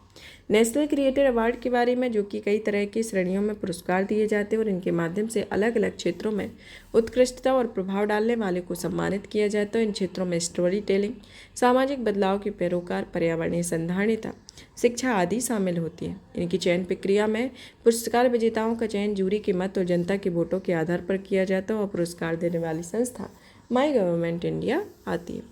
भारतीय क्रिएटर इकोनॉमी की वर्तमान स्थिति देखा जाए तो भारत में लगभग 80 मिलियन क्रिएटर और नॉलेज प्रोफेशनल्स आते हैं। भारत में 1,50,000 प्रोफेशनल कंटेंट क्रिएटर हैं और जो कि अपने डिजिटल कंटेंट उत्पादों सेवाओं के माध्यम से मुद्रा अर्जित करते हैं। भारत में क्रिएटर इकोनॉमी के विकास के लिए उत्तरदायी कारक आते हैं जैसे पहुंच में वृद्धि होना, डिजिटल प्लेटफॉर्म और मुद्रीकरण, रोजगार के पारंपरिक अवधारणाएं बदलाव और कोविड-19 महामारी जो कि असीमित और व्यापक तौर पर उदाहरणे में मदद करती है, इसके अंतर्गत आता है। क्रिएटर इकोनॉमी के अवसर के बारे में देखा जाए तो व्यक्तियों के संदर्भ में देखा जाए तो यह आय अर्जित करने के कई विकल्प इसमें मिल रहे हैं और रचनात्मक अभिव्यक्ति के लिए प्लेटफॉर्म प्राप्त हो रहा है। व्यवसायियों के लिए इसमें उत्पादों के प्रचार के लिए सस्ता सुलभ डिजिटल माध्यम उपलब्ध हो गया है। समाज और अर्थव्यवस्था के लिए इसमें डिजिटल कंटेंट के माध्यम से सांस्कृतिक विशेषता को अभिव्यक्ति मिल रही है। सामाजिक समूह संगठित हो रहा है, कौशल विकास संभव हो रहा है, उद्यमशील मानसिकता का विकास हो रहा है आदि इसके अंतर्गत आता है। अब आता है इनपुट सर्विस डिस्ट्रीब्यूशन के बारे में कि अंतरिम बजट 2024-25 में इनपुट टैक्स क्रेडिट का दावा करने वाली कंपनियों को IST के जरिए अनिवार्य रूप से पंजीकरण कराने का प्रस्ताव किया गया। इनपुट टैक्स क्रेडिट यह वह कर होता है जो कि एक कर व्यवसायी किसी वस्तु या सेवा के खरीद कर चुकाता है और फिर तैयारी वस्तु या सेवा बिक्री करते समय अपनी GST देनदारी से उसे समायोजित कर देता है। IST एक ऐसी व्यवस्था होती है जो कई शाखाओं वाली एक कंपनी को एक जगह पर अपनी साझी इनपुट सेवाओं की बिलिंग की अनुमति प्रदान करती है और बाद में इसे अलग GST पंजीकरण वाली अपनी शाखाओं में वितरित कर देती है। अब आता है 3 नए प्रमुख रेलवे आर्थिक कॉरिडोर की घोषणा की गई उनके बारे में कि अंतरिम बजट 2024-25 में घोषित 3 नए आर्थिक रेलवे गलियारे कार्यक्रमों के लिए PM गति शक्ति का उपयोग किया जाएगा। ये नए गलियारे कार्यक्रम मल्टी मॉडल कनेक्टिविटी को बढ़ावा देंगे। अंतरिम बजट को घोषित किए गए नए रेलवे आर्थिक गलियारे में आते हैं, जिसमें ऊर्जा, खनिज और सीमेंट गलियारा, पोर्ट कनेक्टिविटी गलियारा, उच्च यातायात घनत्व वाला गलियारा आता है। इन गलियारों के महत्व को देखा जाए तो यह लॉजिस्टिक की दक्षता में वृद्धि करते हैं और रेल यातायात से संबंधित लॉजिस्टिक की लागत में भी कमी कराते हैं। पीएम गति शक्ति के अंतर्गत इसके 6 स्तंभ आते हैं, जैसे कि कॉम्प्रिहेंसिव या व्यापकता होना, प्राथमिकता एवं प्रायोरिटाइजेशन, स्टीमीकरण या अनुकूलन, सामंजस्य या समन्वय, विश्लेषणात्मक और गतिशीलता आती है। पीएम गति शक्ति के राष्ट्रीय मास्टर प्लान के बारे में, जिसे 2021 में जारी किया गया था, इसका उद्देश्य अलग अलग आर्थिक क्षेत्रों में मल्टी मॉडल कनेक्टिविटी के लिए अवसंरचना का विकास करना है और यह योजना केंद्र एवं राज्य सरकारों में प्रदेशों की अलग अलग अवसंरचना, आर्थिक मंत्रालयों और विभागों के ट्रक या यूटिलिटी अवसंरचना या मौजूदा भविष्य की परियोजनाओं को एक व्यापक डेटाबेस प्रदान कर दी है और यह एक GIS आधारित पीएम गति प्लेटफॉर्म के साथ जोड़ा गया और यह एक ही पोर्टल पर अगली पीढ़ी की अवसंरचना परियोजनाओं की निगरानी की जा सकेगी, इसके अंतर्गत आता है। और इसकी मदद से 2025 तक आत्मनिर्भर होने और $5 ट्रिलियन की अर्थव्यवस्था बनाने का लक्ष्य हासिल किया गया है, जिसमें 7 इंजनों जो कि द्वारा संचालित समृद्धि पर ध्यान केंद्रित करता है, जिसमें रेलवे, सड़क, बंदरगाह, जल मार्ग, हवाई अड्डे, मास ट्रांसपोर्ट, लॉजिस्टिक अवसंरचना आती है और इसमें योजना में भारतमाला, सागरमाला, उड़ान जैसी अलग अलग अवसंरचना परियोजनाएं शामिल हैं। परिवहन ईंधन के रूप में LNG पर नीति आयोग की रिपोर्ट के बारे में कि नीति आयोग ने मध्यम और भारी वाणिज्यिक वाहनों के लिए परिवहन ईंधन के लिए LNG शीर्षक से एक रिपोर्ट जारी की है। यह एनर्जी ट्रांजैक्शन और डिकार्बनाइजेशन एजेंडे पर नीति आयोग ने नीदरलैंड दूतावास के बीच एक द्विपक्षीय सहयोग पर आधारित है। इससे तरलीकृत प्राकृतिक गैस वास्तव में प्राकृतिक गैस साफ, रंगहीन, गैर विषाक्त तरल रूप होता है, जिसमें शिपिंग भंडारण उद्देश्यों से लगभग 162 डिग्री सेल्सियस तापमान पर ठंडा करके तरल अवस्था में लाया जाता है और यह प्राकृतिक गैस की यही तरल अवस्था होती है। इसकी उपयोगिता को बढ़ावा देने के लिए कुछ क्यों आवश्यकता है, इसके संदर्भ में आता है कि यह कार्बन डाइऑक्साइड के उत्सर्जन में कमी लाकर 2027 तक नेट जीरो के लक्ष्य को प्राप्त करने में मदद मिलती है और तेल आयात पर निर्भरता कम होती है और इसमें ट्रैकिंग बाजार तेजी से बढ़ रहा है, जिसमें 2022 से 2050 तक यह 4 गुना हो जाने का अनुमान होता है। LNG को अपनाने की चुनौतियों में आता है कि प्रारंभ में पारंपरिक डिजिटल ट्रैक की सुविधा में LNG अपनाने में अधिक लागत आती है। LNG रिटेल आउटलेट्स की कमी होती है, इसे अपनाने को लेकर बाजार में सुविधा देखी जाती है। रिपोर्ट में की गई सिफारिशों में आता है जैसे कि LNG आधारित वाहनों की मांग वाले क्षेत्र समूहों की पहचानने की ज़रूरत है। LNG अपनाने के लिए वित्तीय प्रोत्साहन दिए जाने चाहिए, गैर वित्तीय प्रोत्साहन दिए जाने चाहिए, जिससे कि preferential right way, ECO level, priority lane access, fuel card आदि आते हैं। LNG को बढ़ावा देने के लिए सरकार द्वारा कुछ पहलें की गई हैं, जैसे कि 2017 में केंद्रीय मोटर वाहन को संशोधित करके LNG को परिवहन ईंधन के रूप में शामिल किया गया है। परिवहन और खनन क्षेत्र में LNG का उपयोग बढ़ाने के लिए LNG नीति का मसौदा तैयार किया गया और डीजल वाहनों के LNG ईंधन को वाहनों के बदलने के लिए रेट्रोफिटिंग की अनुमति दी गई है। इसमें एक शुद्धि पत्र दिया गया है कि यह जो दिसंबर 2023 की जो मैगजीन है उसमें article 3.91 national start advisory council में डिजाइन के दृष्टिकोण के लिए एक स्पेलिंग गलत है और लोगों का उपयोग किया गया था और इसमें अपडेटेड दिया गया है, तो इस तरीके से आपको इसको अपडेट कर लेना है। तो आपका दिसंबर का आप मैगजीन जब पढ़ेंगे, मैगजीन के अंतर्गत आपको ये दिखाई देगा जो कि आपका इकोनॉमी का सेक्शन होगा, तो उसमें जाके आप देख लेंगे, तो इसमें ये चेंजेज कर लेना।